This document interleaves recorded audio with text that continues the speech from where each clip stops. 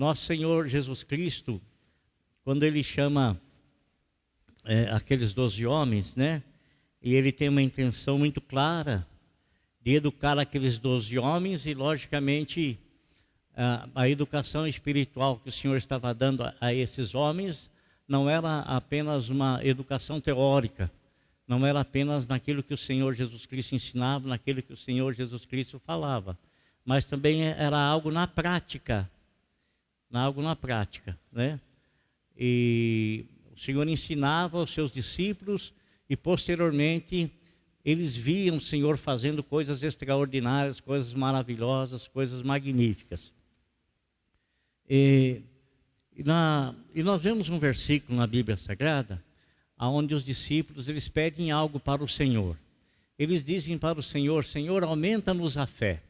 Então há em nós a possibilidade de termos uma grande fé, muito embora eu não venha ter discernimento de que tamanho é esta grande fé, porque o Senhor diz assim: se nós tivermos ela do tamanho de um grão de mostarda, que é a menor de todas as sementes, nós teremos autoridade para dizer para esse monte: monte, saia daqui e lança-te ao mar. E, logicamente que nosso entendimento não é um monte de terra, né? Para monte de terra tem escavadeira, tem um monte de coisa para arrancar do lugar, né? Então nós entendemos que são as situações adversas que nós enfrentamos na vida e que elas são tão gigantes que parece um monte de pedra, uma montanha inabalável, uma montanha intransponível.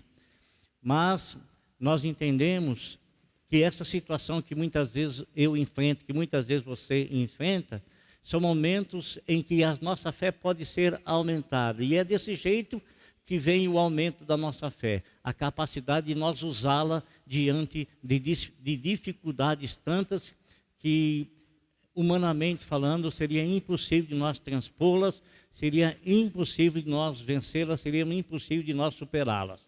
Da mesma forma, quando nós vemos aí Josué, quando ele é levantado por Deus para substituir Moisés, ele está levando o povo para a terra prometida, e de repente ele se depara com a cidade de Jericó, com as suas enormes muralhas, né? Enormes muralhas. E eu fico pensando, irmão amado, e eu tenho certeza que você há de concordar comigo. O que eles encontraram lá, eles poderiam passar ao largo. Sim, porque eles rodearam a cidade. Se eles rodearam a cidade, quer dizer que eles podiam rodeá-la e seguir em frente, né? Podiam contorná-la e ir embora.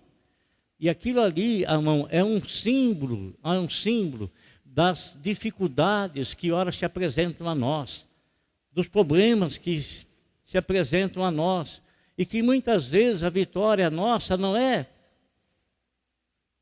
cortar caminho ou desviar, é o poder e a capacidade que Deus nos mostra de, através da oração, fazer com que essas muralhas que se apresentam diante de nós venham cair por terra pelo poder de nosso Senhor Jesus Cristo e, consequentemente, então, trazer a nós uma experiência de fé maior e melhor.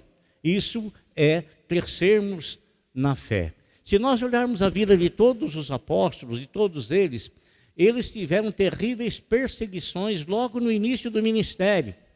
Assim como nós, quando somos chamados pelo Senhor, e de princípio, parece não, é tudo coisa nova, é tudo maravilhoso, nós estamos numa energia vital, nós nascemos de novo, né? Estamos numa energia, numa força tremenda, mas aos poucos nós vamos encarando situações adversas. Essas situações não é para nos desanimarmos. Essa situação não é para nos roubar a fé. Essa situação não é para nos desviar do caminho. São situações em que o Senhor quer mostrar a nós, para que nós venhamos a ter experiência com Ele e diante das circunstâncias e situações da vida, a gente possa ir crescendo, desenvolvendo, aumentando o nosso conhecimento, aumentando a nossa fé, aumentando a nossa experiência com o Senhor. Eu quero ler um versículo da palavra de Deus com você, que se encontra aqui no livro de Lucas, no capítulo 1. Livro de Lucas, capítulo 1. O Evangelho de Lucas, no capítulo 1, versículo 37.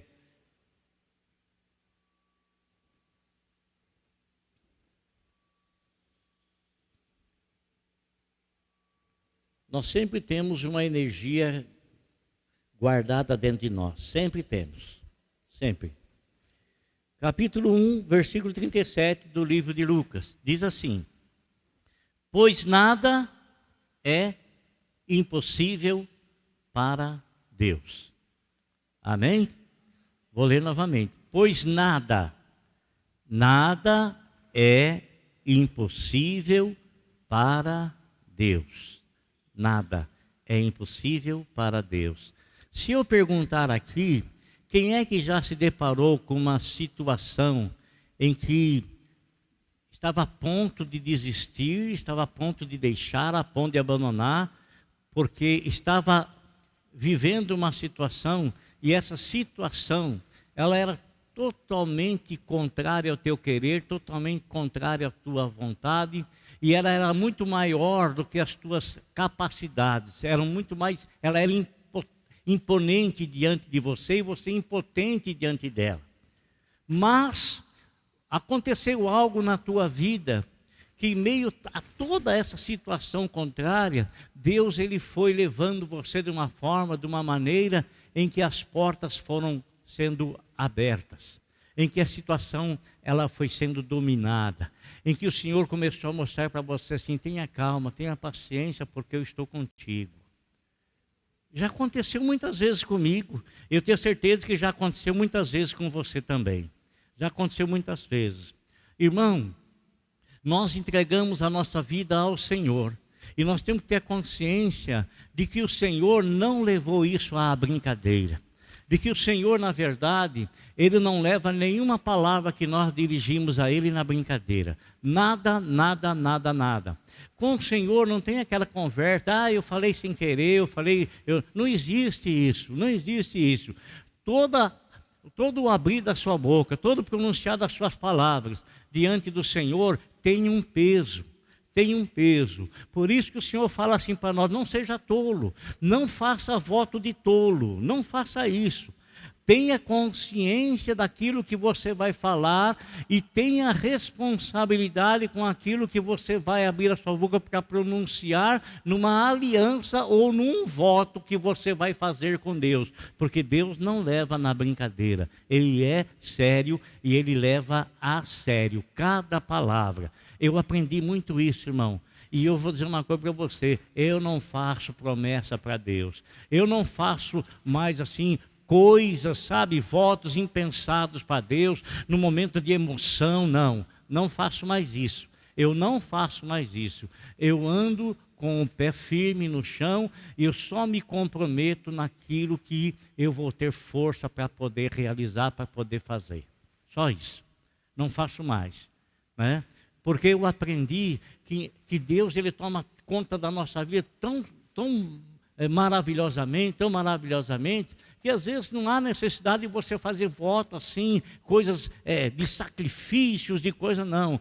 Deus ele cuida de cada um de nós, Ele cuida de cada detalhe da nossa vida, Ele se preocupa com cada detalhe da nossa vida, cada detalhe, Ele se preocupa, Ele sabe tudo. Então, mas há momentos na nossa vida que Deus, amado, a partir do momento que a gente entrega a nossa vida para Ele, então Ele passa a tomar conta. E tem muitas coisas que acontecem na nossa vida que nós achamos que isso não vem de Deus, não. Isso aí, realmente, muitos não vêm de Deus, mas muitas nós confundimos. Muitas são permissão de Deus, e são permissão de Deus para nos ensinar algo que nós pedimos a Deus.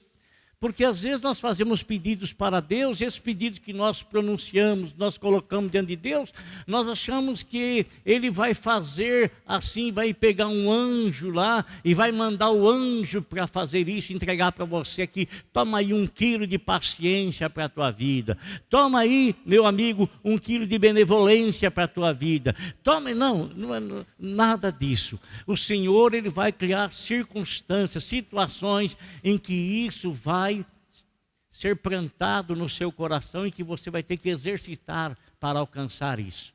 vai ter que exercitar. E a gente vê, amado irmão, que nós não estamos lidando com uma pessoa como um outro qualquer igual a nós. Não estamos. Quando Deus nos chama, Deus quer mostrar para nós que nós vamos ter experiência com uma pessoa que pode sobre todas as coisas.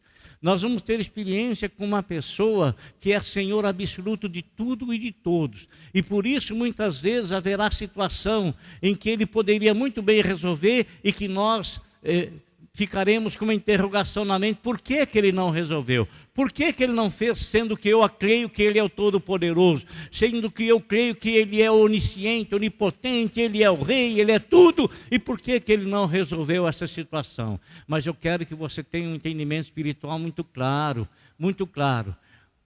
Tudo o que vem da parte de Deus para conosco, vem para nos edificar. Tudo o que vem da parte de Deus, uma vez que a nossa vida está entregue nas mãos do Senhor, coopera para o nosso bem. Tudo. Deus, amado, Ele quer que nós tenhamos experiência com Ele. Quando Deus, Ele tira o povo de Israel do Egito, Deus, olha que coisa interessante. A Bíblia fala assim, que havia um caminho mais curto para se chegar a Canaã. Está escrito que havia um caminho mais curto, que era o caminho pela terra dos filisteus. Mas que o Senhor não os levou para a terra dos filisteus. Deus escolheu um caminho mais longo, mais demorado, um caminho aonde o Senhor iria trabalhar com o coração daquele povo, iria trabalhar na vida de Moisés, iria trabalhar na vida de todos os líderes das 12 tribos, iria trabalhar em toda a liderança, em todo o povo que o Senhor tirou, e verdadeiramente o Senhor trabalhou. E veja bem, amado, como foi o trabalho do Senhor. O povo saiu lá do Egito, e ao sair do Egito, eles... crianças que saíram de lá com 5 anos, 4 anos, quando eles chegaram lá no fim da caminhada, eles tinham 44, 45 anos de idade. Sabe? 44, 45 anos de idade. Lá no Egito, eles tinham roupas, eles tinham vestimenta, mas quando eles saíram do Egito, eles não carregaram fazendas, isso é roupas, né? O brim egípcio, né?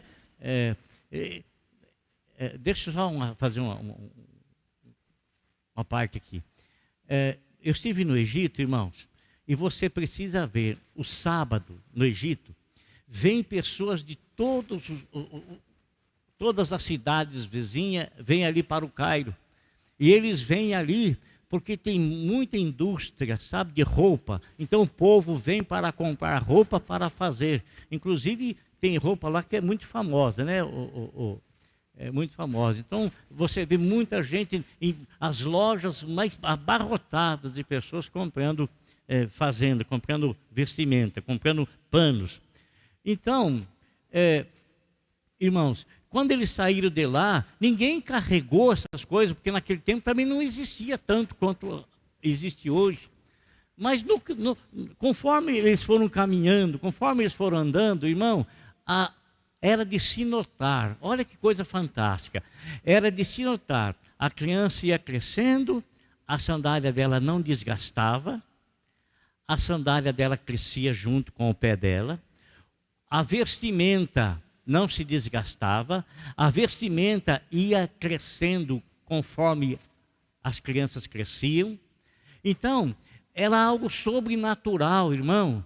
Era algo fantástico, era algo tremendo, era algo maravilhoso, era algo magnífico. Mas veja bem uma coisa, quando eles chegaram na Terra Prometida, quando chegaram lá, Deus não fez mais isso não. Por quê? porque eles agora tinham a capacidade de produzir essas coisas. Então, Deus faz aquilo que nós não podemos fazer no momento, na hora que nós dependemos totalmente dele. Mas Deus nos dá capacidade e condições, de suprir esses tantos sobre a nossa vida quando nós temos essa capacidade, temos esse desenvolvimento. Então, amado, eles notavam, as crianças cresciam, a roupa crescia também. A sandália crescia, Joel. Olha que coisa fantástica, irmãos. Deus queria que eles tivessem experiência com Deus que pode sobre tudo. Com o Deus que é grandioso, o Deus que é magnífico, o Deus que é maravilhoso, o Deus que é tremendo, irmão, o nosso Deus, ele é tremendo, ele é fantástico. Ele é fantástico. E não pense você que ele não quer que a igreja tenha experiências profundas com ele. Ele quer que a igreja tenha experiência com ele, que a igreja acredite nele, que ele ainda continua sendo a mesma pessoa, o Deus do impossível. O Deus para quem não existe nada impossível. Deus tira o povo de Israel do Egito. Tira o povo de Israel do Egito. Deus os conduz até uma situação que, humanamente falando, era impossível. Qual foi o versículo que eu li mesmo, irmão? Qual foi o versículo que eu li? Porque para Deus nada é impossível. Sabe quem foi que falou isso? Não foi nenhum homem, não. Não foi nenhum homem como eu e como você. Não foi. Muito embora isso já estava descrito lá no Velho Testamento, e homens já haviam falado, eles já tinham tido essa experiência de que para Deus não havia nada impossível, porque Deus realizou coisas que, humanamente falando, era impossível de acontecer. Mas para Deus tudo é possível. Quem disse isso, amado? Foi quem? Foi o carteiro de Deus. Quem é o carteiro de Deus? Quem é que disse assim: eu assisto diante de Deus, eu permaneço presentemente diante de Deus? Foi Gabriel, o anjo. E o anjo falou essas palavras: eu assisto permanentemente diante de Deus. Ele falou para Zacarias, porque Zacarias havia pedido a Deus um filho, e ele e a esposa já estavam velhos, e ele já não tinha mais esperança de nada. Aí Deus vem e manda Gabriel falar para ele: olha aqui, o Senhor está dizendo para você que ele ouviu a tua oração, e que você vai ter um filho, você e a tua esposa Isabel terão um filho. Mas Zacarias, ele não acreditou de princípio. Por quê? Porque ele já era avançado em idades, como se a promessa de Deus ela tivesse em submissão às circunstâncias humanas, em absoluto. Deus, ele não se importa com a situação humana, ele se importa e ele faz as suas promessas baseado na sua capacidade de realização, na sua capacidade de fazer aquilo que é impossível para os homens. E então, quando Deus, ele vai, fala com Zacarias, depois ele vai, 6 meses depois, ele vai falar para Maria, a Maria que seria a mãe do Salvador, vai falar para Maria que ela seria mãe. E foi aí então que ele fala para Maria: Maria, nada é impossível para Deus, nada é impossível para Deus. É com esse Deus, amado, é com esse Deus magnífico que nós devemos, como igreja, ter experiência. O Deus do impossível. E muitas vezes nós, quando nos deparamos com situações adversas, porque nós temos uma falsa ideologia, um falso pensamento de que Deus ele vai fazer tudo para nós na hora que nós queremos, na hora que nós achamos que ele deve fazer, e às vezes nós até ficamos nervosos, bravinhos com Deus, ficamos irritados com Deus, como se ele fosse servo nosso, como se nós tivéssemos autoridade sobre ele. Meu irmão, meu amado, Ele quer que a gente tenha experiência com Ele. E geralmente o querer ter experiência com Ele leva-nos a quê? Leva-nos a termos a nossa fé provada nas promessas que Ele tem nos feito. Leva-nos a sermos provados nas promessas que Ele tem nos feito. Ele tira o povo de Israel do Egito e a promessa era que iria levá-los para Canaã. Mas agora eles se deparam diante de uma situação que eles jamais imaginaram, jamais pensaram, porque eles chegaram diante de uma situação que, ao olhar, não havia esperança alguma daquelas 600.000 pessoas atravessarem o Mar Vermelho. Não havia esperança. Não havia como, não havia barco suficiente, não havia bote suficiente, não havia balsa suficiente, não tinha como. E ninguém iria ficar para trás, irmão, ninguém iria ficar para trás. Por quê? Porque quando o faraó disse para Moisés, você saia, leve os adultos, mas deixe as crianças aqui, Moisés falou, nenhuma unha irá ficar no Egito. Nenhuma unha. Então, eles não iriam alguns atravessar porque eram melhores do que outros, porque eram líderes da tribos, e a turma toda ficar para trás. De forma alguma, ninguém iria ficar para trás. Ninguém. Então, amado, era algo tremendamente impossível para a visão humana. Impossível. Eu não sei o que é que eu pensaria se eu estivesse lá. Eu não sei o que é que você pensaria se você estivesse lá. Parece uma coisa simples, parece uma coisa fácil. Porque depois que aconteceu, tudo é simples, tudo é fácil, não é verdade? Até Miriam, irmã de Moisés, quando se deparou com aquela situação, ela resmungou. Ela reclamou. Irmã de Moisés, reclamou, resmungou da situação. Olha só como é que a coisa é diferente. Depois que se abriu o Mar Vermelho e todo mundo atravessou, ela pegou o tamborim e começou a cantar. Como é difícil a gente pegar o tamborim e cantar antes das coisas acontecerem, né? Depois que acontece, tudo é fácil, né? Não é verdade? Cantar depois que todas as coisas sucedem, cantar depois que você vê o Mar Vermelho aberto, mas cantar antes confiando na promessa do Senhor da forma como Abraão fez, hein? Não é verdade? Não é verdade? Que Deus prometeu a Abraão e Sara um filho, e Sara reclamou, resmungou, porque não era fácil também acreditar não. E nem quero criticá-la de forma alguma, porque não sei o que eu faria na situação se eu estivesse no lugar dela. Eu quero me pôr no lugar dela para mim pensar um pouco, para mim ver. Não era fácil. Ela já avançada em idade, né?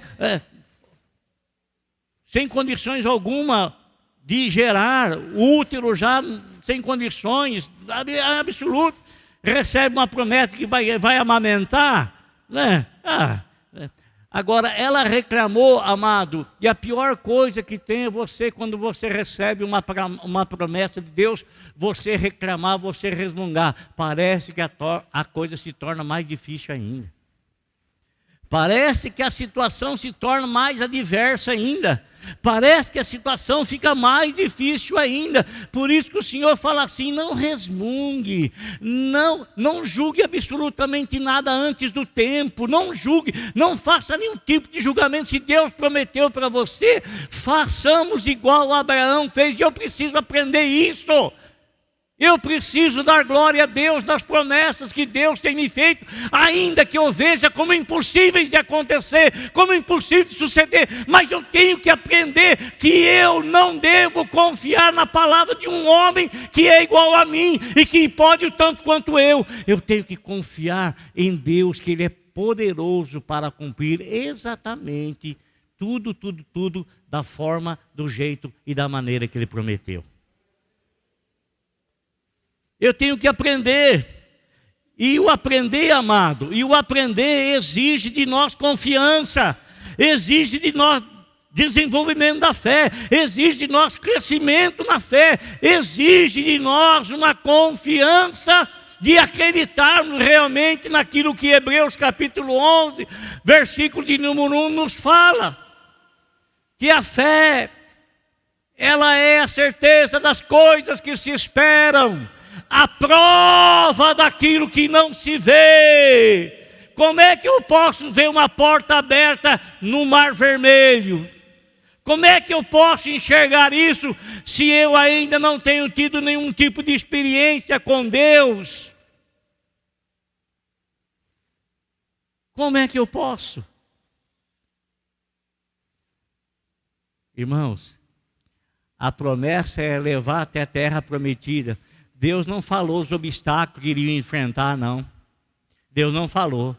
Da mesma forma que Deus falou, em sonhos, falou para José que ele seria o governador do Egito, ele não entendeu absolutamente nada de princípio, né? E Deus não falou as coisas que ele haveria de passar para se tornar um governador. Não falou. Então, Deus tem alguma coisa preparada para você? Deus tem uma coisa preparada para nós? Deus tem alguma coisa preparada para a igreja? Sim, tem. E todas as coisas que Deus nos tem preparado, nós as alcançamos pela fé no Deus do impossível. No Deus do impossível. No Deus do impossível. Então, o Deus do impossível, o que ele faz? Moisés... Porque está clamando a mim, meu filho? Parece uma coisa tão simples, não parece? Às vezes a gente até acha que Moisés é um cara assim, poxa, até ele ficou meio, irmão, imagine nós diante de uma situação daquela. Coloque-se lá no meio daquele povo, coloque-se lá no meio daquela turma, coloque-se lá no meio daquelas pessoas, coloque-se lá, não é? Unicamente pela fé, atravessou o mar. Deus não os conduz pela terra mais curta, pelo caminho mais curto. Uma coisa ilógica, você, todos nós, como vamos fazer uma viagem, a gente sempre procura o caminho mais curto, mais fácil, de melhor acesso. A gente hoje analisa se tem pedágio para passar, se tem pedágio a ser pago, se a estrada é boa, se a estrada não é, qual é o caminho, vou chegar mais rápido, qual é o caminho, vai ser mais sossegado, qual é o caminho, o trânsito é melhor. A gente analisa tudo, né? A gente analisa tudo. E primeiramente, a gente vai escolher o caminho que é menos longo. Menos longo. Agora, veja bem uma coisa, irmão. Deus não escolheu isso. Por que Deus não escolheu isso? Um povo, presta atenção, um povo para ser dominado não pode dar arma para ele. O faraó não dava arma e não permitia que os egípcios tivessem armas. Por quê? Ora, vai que esses escravos se levantam contra mim, todos eles com arma na mão? Ora, então é muito mais simples dominar sem correr nenhum tipo de risco, sem ter nenhuma arma na mão. É muito mais fácil. Consequentemente, eles não aprenderam a arte da guerra. Não aprenderam a arte de manusear uma espada, uma coisa qualquer. Não aprenderam. Então o que aconteceu, amado? Aconteceu que se o Senhor nos levasse pelo caminho mais curto, era o caminho da terra dos filisteus. E os filisteus, eles eram peritos na guerra. Eram peritos. Então o Senhor, inteligentemente, como ele sempre faz, disse: eu não vou levá-los para lá, porque se eles enfrentarem a guerra, eles vão voltar. Eles vão voltar para o Egito. Aí o Senhor os levou por um caminho mais longo, e um caminho onde o Senhor poderia trabalhar com eles, poderia manifestar o poder dele, poderia se aproximar deles, poderia o povo se aproximar mais de Deus, consequentemente aumentar a fé, a confiança no Senhor. Esse era o propósito, esse era o objetivo. E nós como igreja, irmão, nós como igreja, não adianta você chorar, amado. Não adianta você chorar. Nós como igreja, o Senhor vai trabalhar o nosso coração, sim, para nós aprendermos a fé e aprendermos a confiar no Senhor. E essa confiança nós iremos aprender mediante situações e circunstâncias adversas que nós enfrentaremos na nossa vida cristã. Não creia naquelas pessoas que dizem para você assim: você aceitou a Cristo como Salvador, você não vai ter mais nenhum problema na vida, não vai ter. É mentira, é conversa fiada. É conversa fiada. Irmão, Deus quer treinar você, meu irmão. Ele não quer treinar você para você usar uma arma, uma espada. Deus quer treinar você a ser uma pessoa de oração, porque Ele vai dar para você uma arma muito mais poderosa do que qualquer arma aí, física, qualquer tipo de arma. Uma arma poderosa para desfazer, para destruir as armadilhas e as armas de Satanás. É isso, essa é a arma que Ele quer nos dar. Então a gente vê o Deus do impossível abrindo o mar vermelho. Nós vemos também o Deus do impossível fazendo o quê, amado? Apenas uma ilustração. Havia uma escola de profeta. Olha aqui, eu quero dizer uma coisa para você. Por favor, irmão, pelo amor de Deus.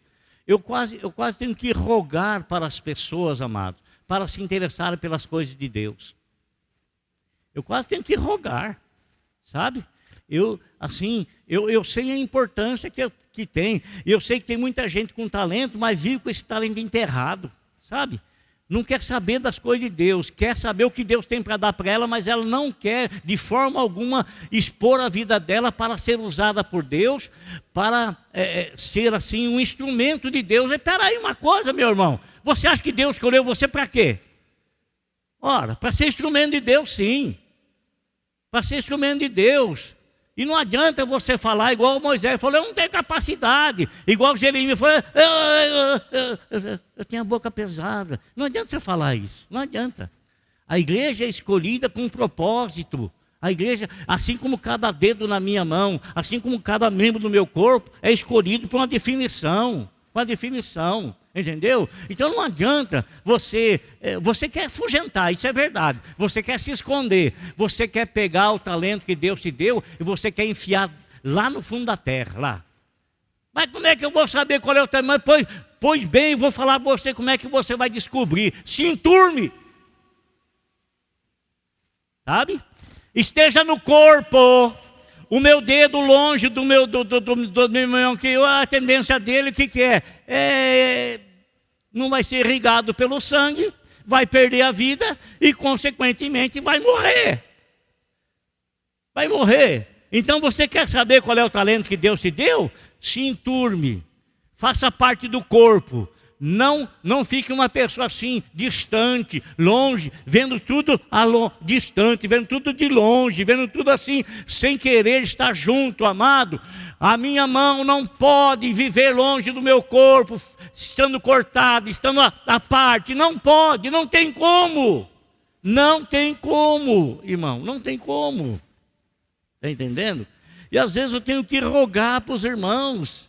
Eu tenho que... Irmão, olha aqui, desenvolva o teu talento, estude a palavra de Deus, venha fazer parte da escola de líderes, conforme meu filho assim chamou, venha, sabe? E a gente vê as pessoas assim, se afastando, se distanciando, ficando cada dia mais longe, buscando os seus próprios prazeres, as suas próprias alegrias, as suas próprias, sem se interessar pelas coisas do Senhor. A igreja, ela é chamada para se interessar, para anunciar, para realizar a obra para a qual o Senhor a incumbiu. Jesus, Ele é o cabeça, mas a igreja é o corpo.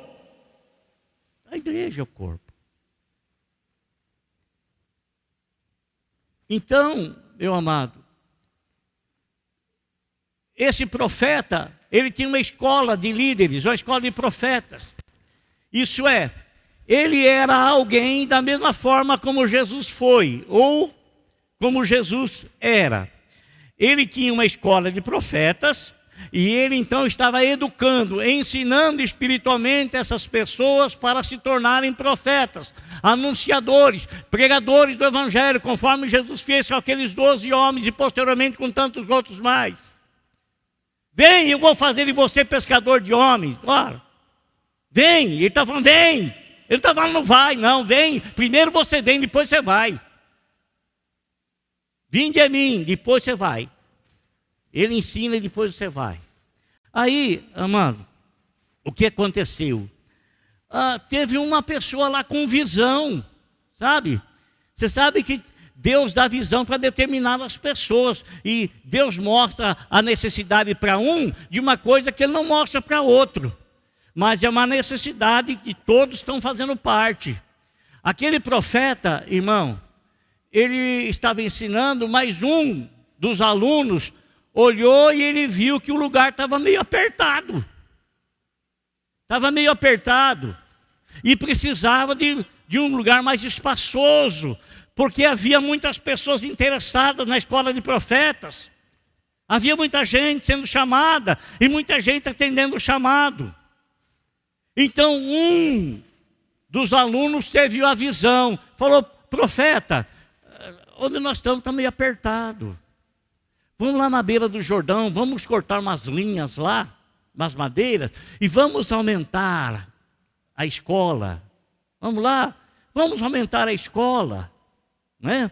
E foi, amado, o que o profeta falou para ele: não, pode ir lá, pode fazer isso. O rapaz disse: não, senhor, se o senhor não for com a gente, nós não vamos, nós queremos que o senhor vá junto. E o profeta: tudo bem, vou junto com vocês.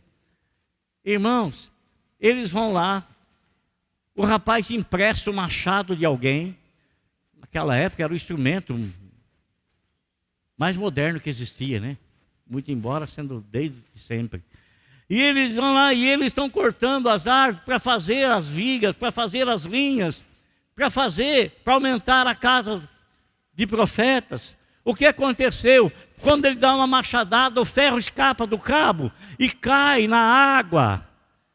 E tudo leva-nos a crer que não era o rio, mas era uma água parada. E você sabe que águas paradas geralmente caem as folhas e elas vão se acumulando no fundo. E o machado caiu lá, né?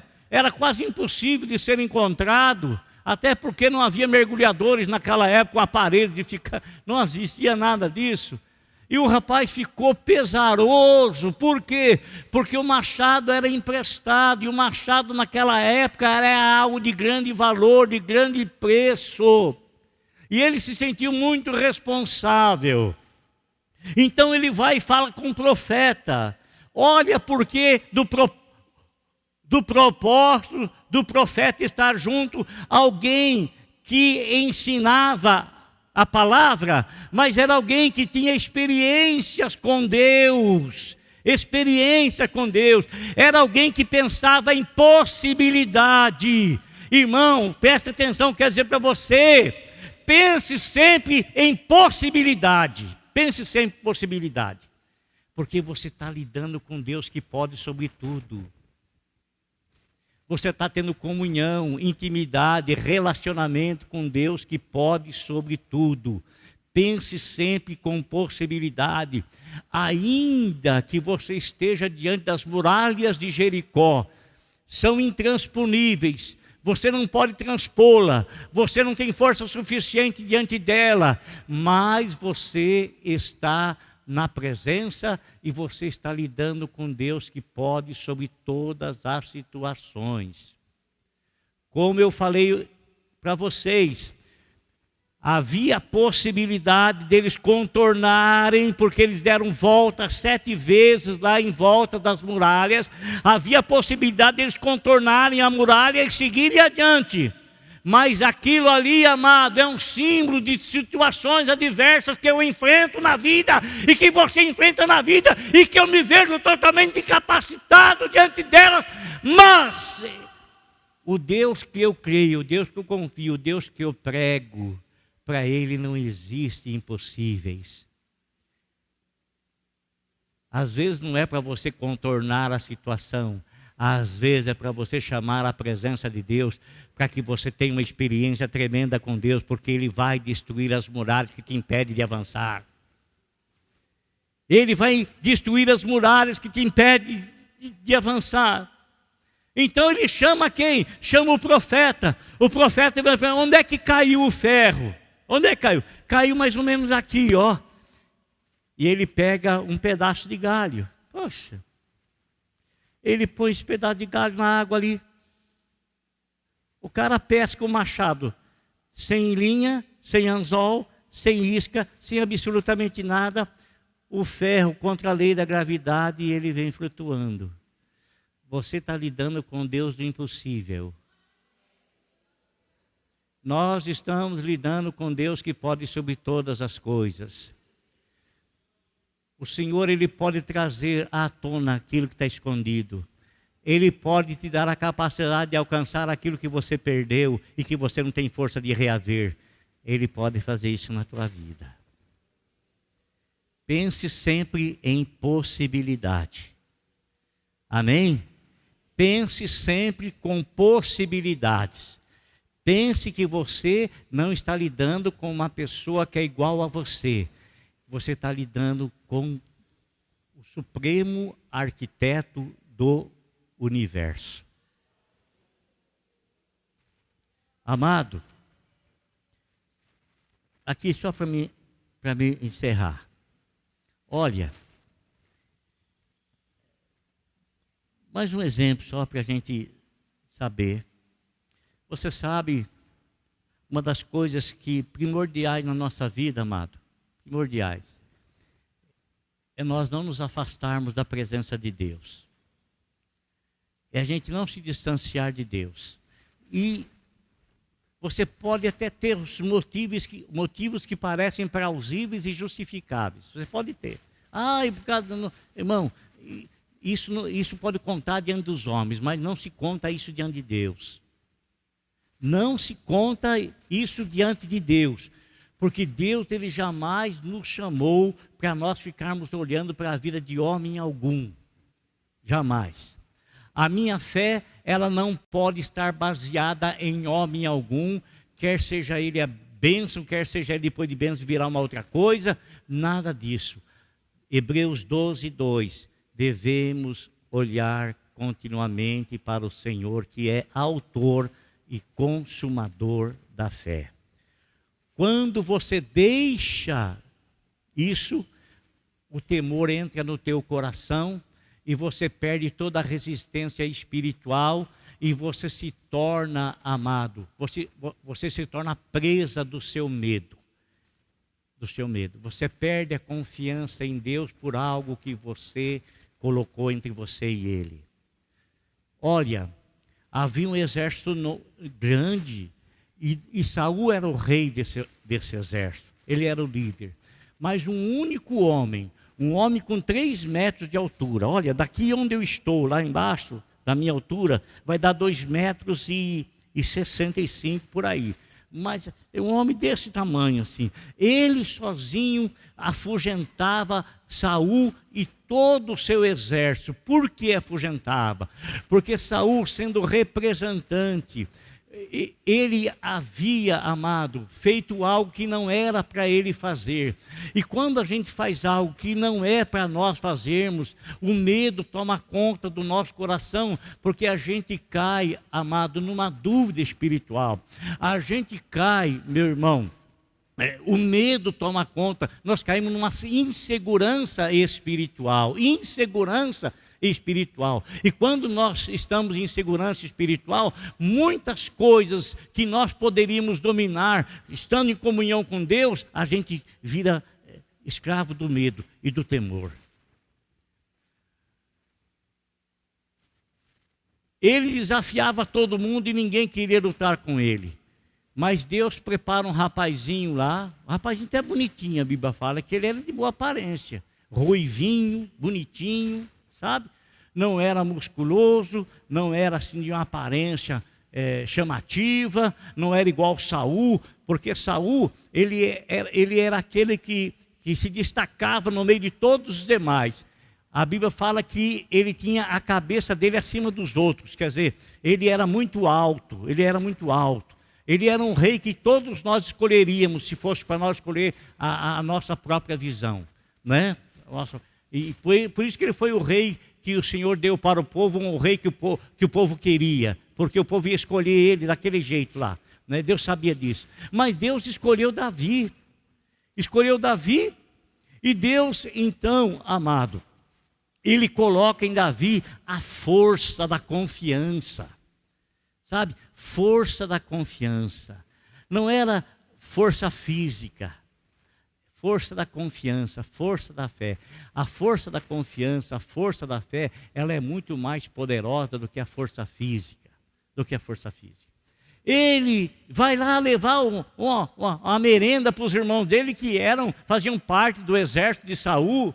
E ele ouve lá aquele gigante desafiando, e ele não consegue entender porque ninguém não se dispõe a lutar com aquele homem, porque que as pessoas permitem que aquele homem lá ofenda o Deus de Israel, e ninguém assuma uma posição de luta, de combate. Por quê, irmão? Porque todo mundo estava escravo do medo, do temor. Porque a liderança que estava ali havia sido rejeitada por Deus, e o povo não tinha confiança, nenhum soldado tinha confiança, e consequentemente nem Saul tinha confiança, por erro dele mesmo, por falha dele mesmo, por falta dele mesmo, por falta dele.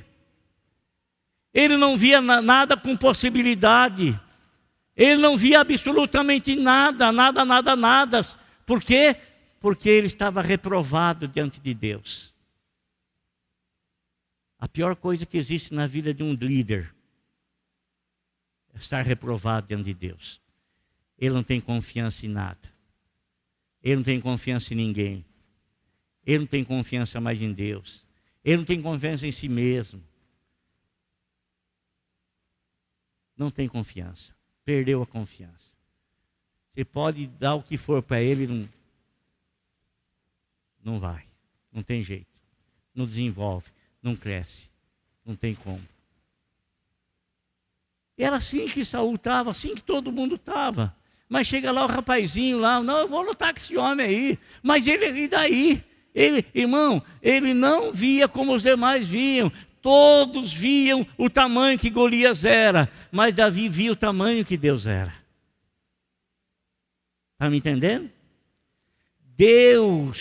Todos viam o tamanho do gigante, olhavam e o viam com medo, com temor. Mas Davi não olhava para o tamanho do gigante, Davi olhava para o tamanho do Deus que ele servia. Irmão, preste atenção, preste atenção. O Senhor está nos chamando, igreja, para nós olharmos para o tamanho que Ele é, não para o tamanho de toda e qualquer outra situação, circunstância que se apresente.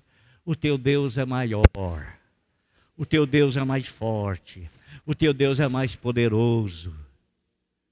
O teu Deus você não vive falando que Ele é o Todo-Poderoso? E por que na hora que você tem que crer nele, você crê nas outras coisas e não crê nele?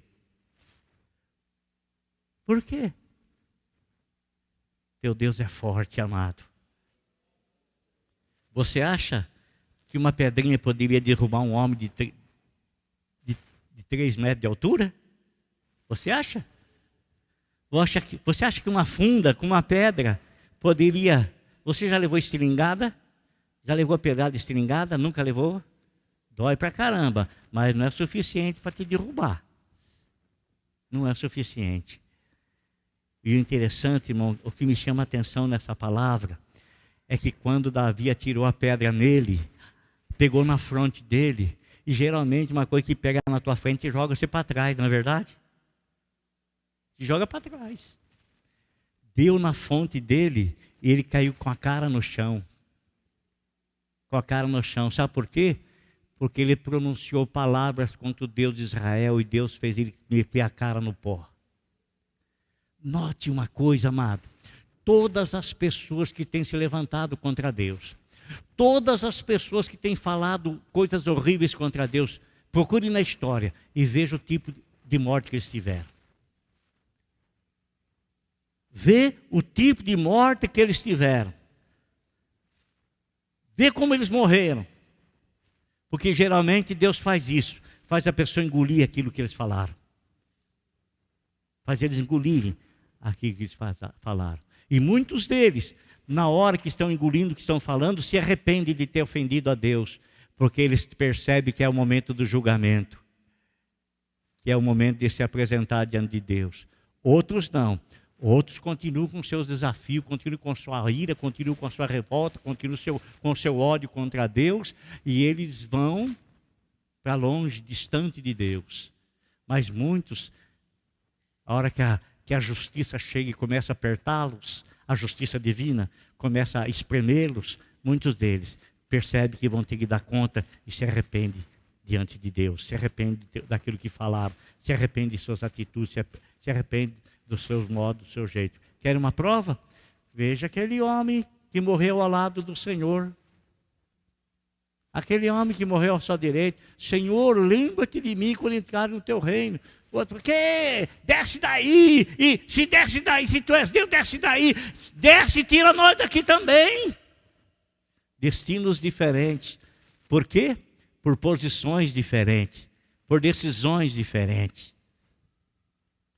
Então, amado irmão, Maria, não existe nada impossível para Deus. Guarda isso no teu coração. Você não lida com uma pessoa como você. Nós lidamos com o Senhor do universo. Com o Senhor eterno. E Ele jamais vai deixar de cuidar da sua vida, seja qual for a situação, a circunstância. Sempre lembra de uma coisa: a tua fé será provada.